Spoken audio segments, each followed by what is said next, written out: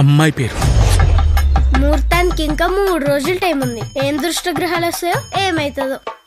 Mad కు sequel గా mad square movie release అయింది. నాని నితిన్, సంగీత్ కుమార్, రామ్ నితిన్ ప్రధాన తారాగంతో తెరకెక్కిన mad square cinema first part కంటే సెకండ్ హాఫ్ ఎలా ఉందో ఈ రివ్యూలో తెలుసుకుందాం.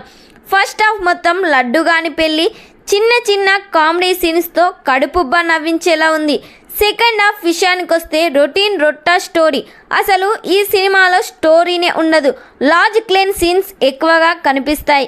ఈ సినిమా ఓవరాల్గా లడ్డుగాని పెళ్ళి, లాజిక్ లేని సీన్స్ ఈ సినిమా స్టోరీ. ఈ సినిమాలో ప్లస్ పాయింట్స్ వచ్చేసి ముఖ్యంగా లడ్డుగాని క్యారెక్టర్ ఈ సినిమా మొత్తం లడ్డుగాని పైనే డిపెండ్ అయి ఉండడం.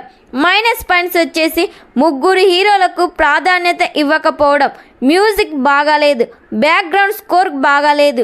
ఈ మూవీ కథపైన దృష్టి పెట్టి ఉంటే బాగుండు అని నాకైతే అనిపించింది. ఈ సినిమాకి నేనిచ్చే రేటింగ్ 5/2.5.